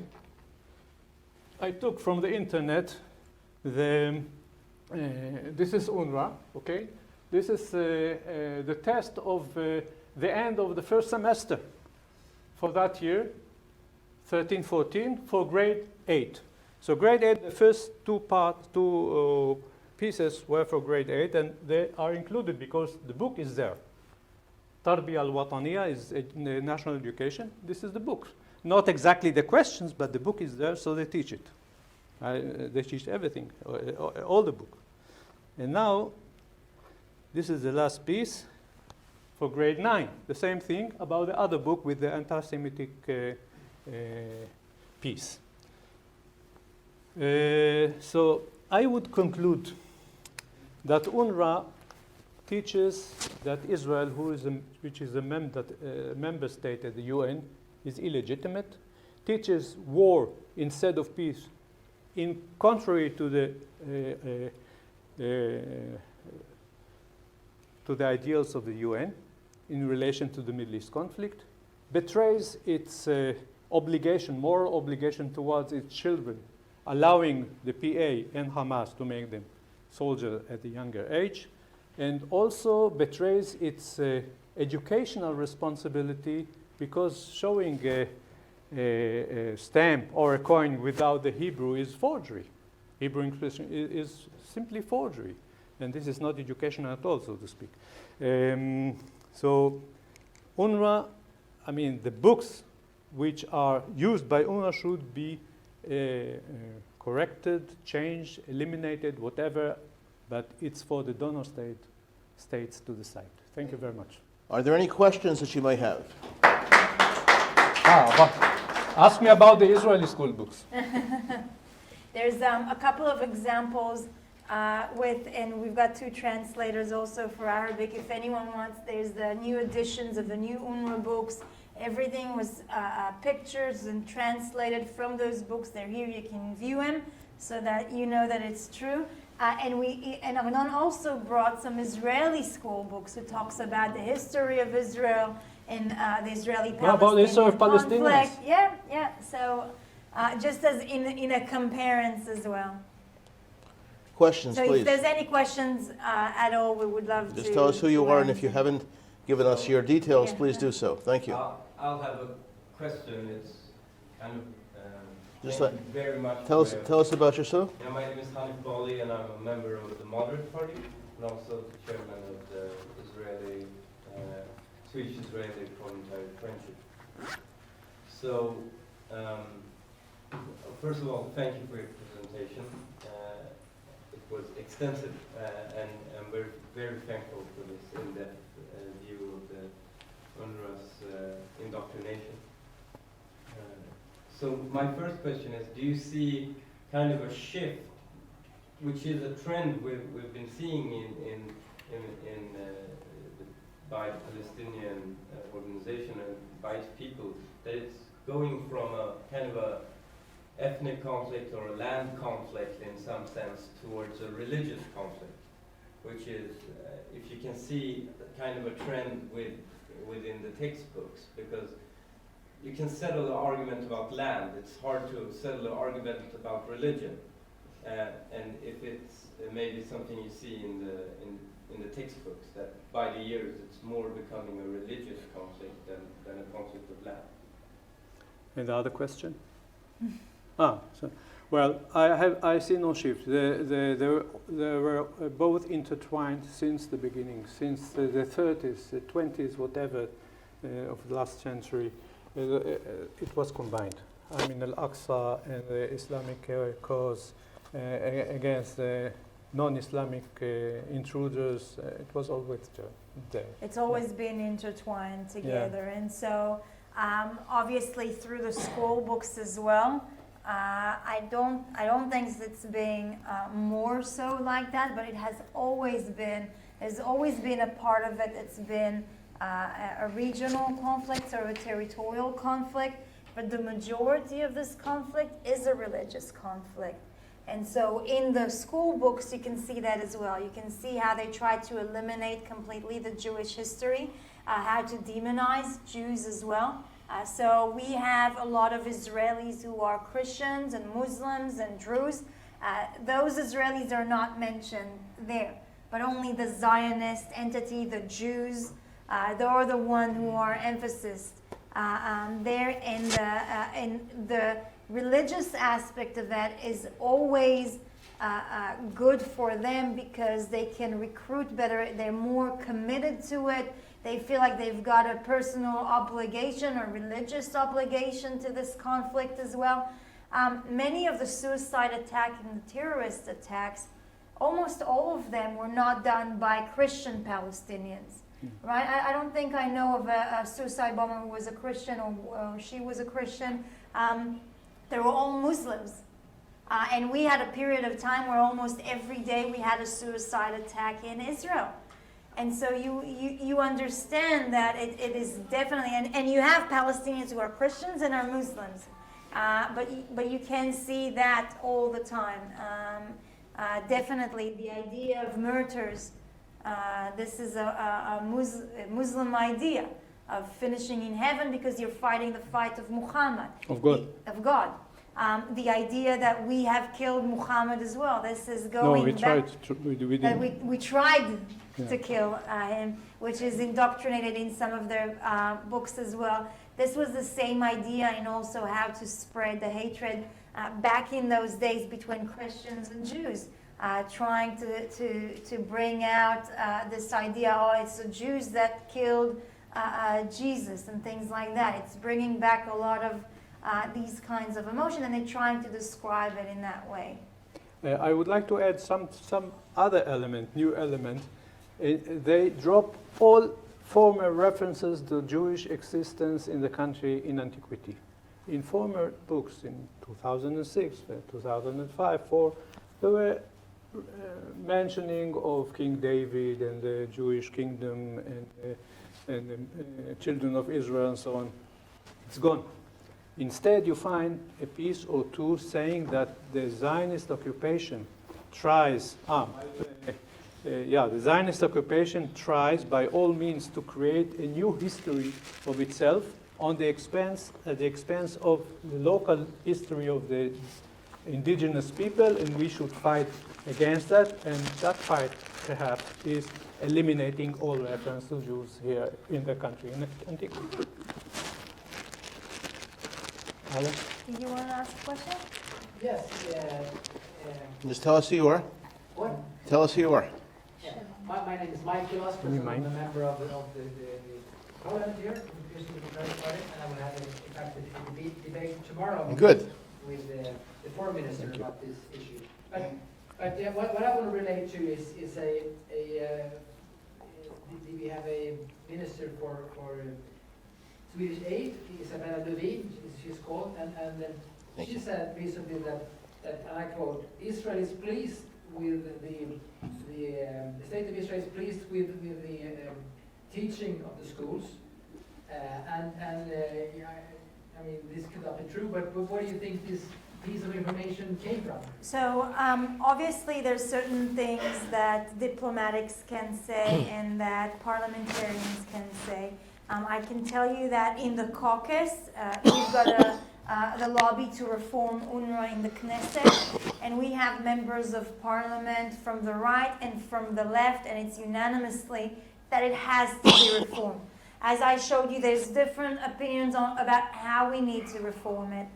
Maybe to put it under the UNHCR, which will bring it really the mandate and will probably reduce the radicalization that we see that they're actually creating. Something we just need to pass it on to the Palestinian Authority, and something we just need to apply certain principles in order to reform it. I'll tell you what, a lot of our army and a lot of the foreign ministry as well, the clerks who works there, are coming and are very scared to do many moves about it for certain reasons. I guess that when you go to a ministry facility, many of them scared of new ideas because they don't know how it will end. And so try and imagine people saying to you and telling you, oh, if you're going to eliminate now UNRWA, it means that 70% of the Gaza population that Hamas is controlling will not have access to education, will not have access to health care, will not have access to housing. And so they are actually, in fact, on the ground are acting as the Palestinian government in giving them all of these facilities. And so it has to be a process in going and reducing the benefit, making sure that the Palestinian leadership wants to promote these things, want to build education, want to build a healthcare system, want to build housing for their people, while they don't rely on the international community. It is as if you'll go now and say, we have to reform the welfare system here in Sweden. Anyone that doesn't go to work because the country gives them a house and a salary and education and everything, we need to minimize it in order to convince them to go out to the working force. Okay? So the clerks in the office will say, hold on. If you're reducing that, there'll be poor, there'll be crime, there'll be things like that. And so it has to be a process. It has to be planned. And those concerns that she's bringing are the concerns from the military and from the foreign ministry in saying, what's going to happen next? If they're canceling it now, how, they're going to be poorer. There's not going to be an education system. And so we don't need to eradicate it. We don't need to eliminate UNRWA. There's a few different viable and good options on the table. And the first basic one that we have to see is transparency. is to see where this money is going to, is to make sure that there's foreign workers and not Hamas activists who are running this United Nations branch. Because the United Nations have to abide by the United Nations morals, right? While Hamas is controlling it, they don't do that. And so these are the first steps that if you bring them out, you will not hear any kind of, on the contrary, from the foreign ministry and from the security and defense issues. If you'll say, we're closing down UNRWA today, then they'll say, hold on, what's going to happen? They don't want all of that to fall then on Israel, and then we will have to subsidize their schools, their healthcare system, and things like that. Yeah, the ambassador of Israel in Sweden here, just... In an interview recently, the minister said, Minister Wallström, that if you close UNRWA, people will starve to death. So that's, you know, a black and white picture, which is, of course, wrong. Well, we're not saying to close UNRWA because you can't.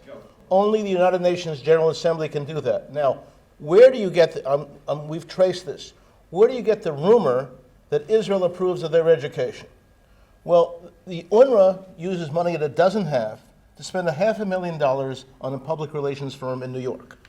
That public relations firm works overnight to present a certain educational curriculum that comes out of a prominent Palestinian university known as Birzeit University, which is not being used. It's a curriculum for peace. It's a genuine curriculum for peace, except it was vetoed by the Palestinian Authority.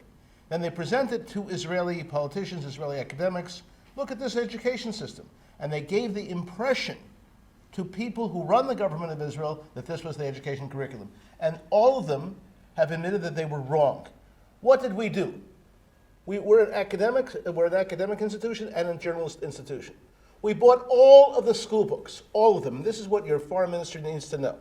I invite the foreign minister of Sweden to look at all the books. We've asked them. We can give it to them. We have all of them. We have 215 books sitting on my desk in Jerusalem. Not a problem to buy another one. We'll send you a bill for it. It's okay. We'll give them all of them. We'll give people who know Arabic and Swedish. If there was one of the books that promoted peace, first of all, we'd make a lot of money. We'd be so popular.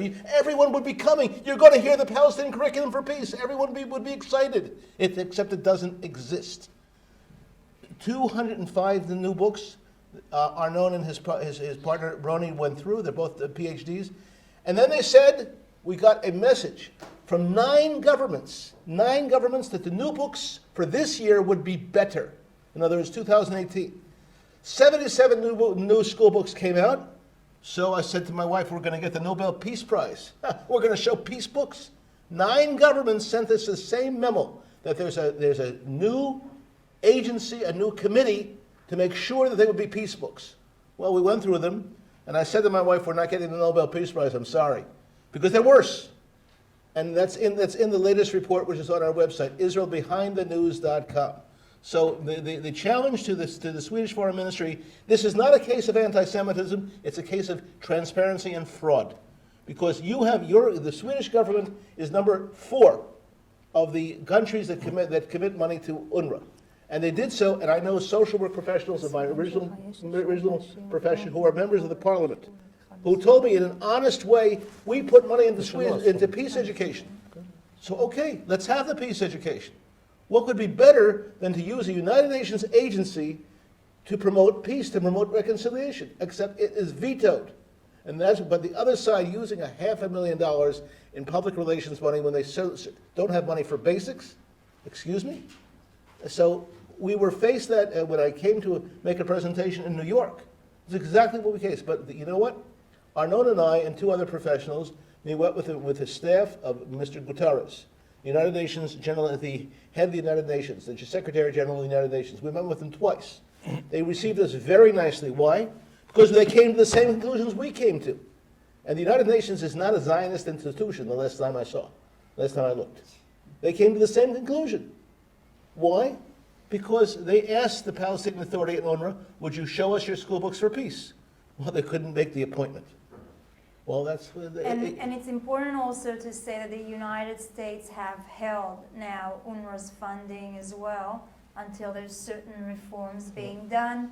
A couple of weeks ago, the foreign minister of Switzerland have also made quite a few comments that there's a lot of problems with UNRWA and they should reconsider their funding as well. דוד, יש סיכוי זה בסדר עם אחד הספרים איפה שדלל מוגרבי להשאיר את זה ולהראות את זה?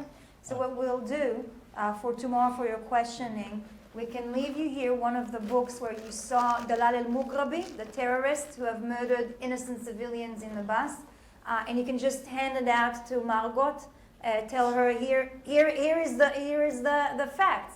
Right. This is the real book. And now you can't tell me that they're not promoting terrorism and hatred, and this is what third grade are studying in their schools. What are you going to do about it? So David will give you out this book. You can keep it, and she can translate it with her. You can have all the books because all of them are found in the internet. They are available to all. It's not a secret. They promulgate their curriculum to everybody to see. It's on the internet. So you can have the hard copy. It will be good if you can that hard copy, I'll go back to the hotel and get it to you. But you can hold it up and say, what school in the world would say, here is a terrorist, a woman who murdered 39 people, and there's 4 pages of a lesson plan of how you can grow up to be like her. What are we talking about here? I'm a social work professional. This is child abuse of the worst kind. It's unprecedented. There's no country in the world that's ever done that. I asked 3 scholars of Nazi Germany, 3, did they ever have any school books of this kind in Nazi Germany? And all 3 of them, not consulting with one another, said the Germans demonized the Jews in their school books. Never, ever do they have a school book instructing people to murder Jews or honor those who murder Jews. This is a step beyond. Very important, but I'm encouraged. Why am I encouraged? Why do we come here? Why are we going to 19 parliaments? Because UNRWA has an accountability system built in through the donor nations. I do not believe, regardless of how vituperative your foreign minister can be, I do not believe that the country of Sweden, the government of Sweden has decided to finance school books which teach Arabs to kill Jews. I can't believe that. Or any of the other donor countries of the West. I can't believe it. And I don't think any of you can believe it. No matter what, even if they don't like the Jews, it's not the issue. No Western country in the world would allocate funds for this purpose. It doesn't exist. Therefore, our job in a very patient way is to go through the process, to come here, and to bring you material, and if you can introduce us to your conscience, the people who are conscious of journalism here in Sweden, to speak with them. We don't bite. The last I learned, we're not, we'll be okay with you. It's okay. We'll dialogue with you. We'll show you material. We'll take you around. We'd love to be able to ask the Swedish foreign the consulate in Jerusalem to meet with us more often. All right? We'll have a nice coffee with them. It'll be okay. Okay? Do we look like monsters? Please, is this a monster? Come on. Right. Any more questions? Yes, please. My name is David Finstrom. I'm a Christian Democrats politician, not from women, that I run for the upcoming election. Good luck. Thank you so much. But today I'm here just as a visitor from our church, from Solomon Kyrkan. So I just want to say, nice to see you, Mr. Ambassador, and we have workers from Lennart and Carolina to you and your family as well. So, really. And my question is then, thank you so much for enlightening all this information. And I wonder, are the UN aware of all this information you have enlightened with? And what are their statements, their reactions? You mentioned something about Switzerland, that they will withdraw their economic sanctions. But how long has this UNRWA activity been going on? I mean, so it started with its formation. This is when it started, but it was meant to be a temporary solution. UNRWA turned to be part of the problem instead of being the solution for Palestinians. And that's why we are starting to bring out a lot of these facts to Parliament, because the United Nations, time after time, have ignored a lot of our claims and a lot of our demand, for example, for transparency. I think that through the Parliament, this is the best tool in order to press the government to do something. When the United States decided to hold UNRWA's funding, that's when it really started to hit the United Nations, when people started to put more attention towards it. And so in order to change that, I think this is the major step that we need to do. As you've seen, I've quoted here the General Director, the manager of UNRWA from the United Nations, and he said, I know there's Hamas activists. I know, and I don't see a problem with it. And he was fired. Yeah, he was fired about a few years after. No. He was fired immediately. I'm the guy who asked the question. He gave the answer. He was fired. Yeah. When we bring these things, that's okay. When we find an activist is trying to use his United Nations immunity, and Shabak is on the back, then they put their attentions toward it. But this is a day-to-day life. We can't just be the ones who monitor a United Nations organization. These are something that needs to be facilitated through the government in order to make sure that these things don't happen. And unfortunately, there's not enough attention. As we've seen before, the United Nations a lot of the times are dragging their feet and are not pointing out problems and solving it. Let me give you a precise date for when this began. Sharon is correct that the issue of UNRWA began in 1949, 1950. Been going on ever since. We've been studying UNRWA for 30 years. The moment of deterioration began on August 1st, 2000, when the Palestinian Authority curriculum, official curriculum was put in, the Egyptian and Jordanian curriculum was put out, and Israel, working with the donor nations, set up a commission to monitor the new school system. It's never met. Never met, okay? What Dr. Gross's research shows in the past 2 years is a deterioration in the past 2 years. Now for your newsworthy story. The UN does not give any money to UNRWA except for the public relations. No money. It only comes from the donor nations. When we met with, on the record, the assistant of Secretary General Guterres, who said to us he had the, quote, the United Nations, the United Nations has no idea what's going on in UNRWA, doesn't know. And we leave it to the donor, in his words, we leave it to the donor nations, and he thanked us for the UNRWA Reform Initiative. He thanked us for this. What we need now, we run into a block because many people don't believe it. They believe it's the United Nations, only the United Nations makes decisions. The donor nations don't. This is what we will hand now to you, this school book, for you to hand to show in Parliament tomorrow. This is Dalal al-Mughrabi. Dalal al-Mughrabi, this is a photoshopped picture of her, who landed on the beach near south of Tel Aviv 40 years ago, landed on the beach, found an American photographer named Gail Rubin, who was the niece of a United States Senator Ripikoff, murdered her on the spot, got onto the road with her, she murdered her, she murdered Gail Rubin. She got onto the road, hijacked the bus, a bus of Egged drivers and their children, eventually murdered 39 people, including 13 children. This is a lesson plan in the brand new, this is after we received the memos that everything was going to be okay, a lesson plan on how children should grow up to be like Dalal al-Mughrabi. What was she wearing? How old was she? What kind of family did she come from? How many soldiers did she kill? Right? And this is the picture. Now this is brand new. This is a school. 14 schools are named for her. 14 schools are named for her. Now, I'm going to just hand you this book. I want you to tomorrow. You hold this in Parliament and ask if Israel or any country worth its salt would ever respect that book or books like it. All right? And I want to tell you, So the answer we get is they have a right to honor their heroes. Until recently, what Dr. Gross and Dr. Shaked, who went through the school books, point out is that the school books always praised leaders of the terrorist organizations, which is bad enough.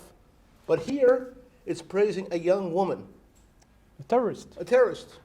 A murderer. And all you have to do is, I would recommend, and we can help you find you, the families of the people that she murdered. They'd be happy to talk to you. Because they've been ever since we exposed this new school book, they've been having a very high profile in the media. Talk to them. She's mentioned in 4 books. This is one of them. Yeah. But this is with her picture. Pictures of. We're going to have a vote soon in the parliament, so we need to. Do we have your names, please? I sent around Thank you very much. I sent around a sign-in sheet. Very important, please. Thank you very much for Thank you for coming here. Thank you. For coming to hear our. And Thank you.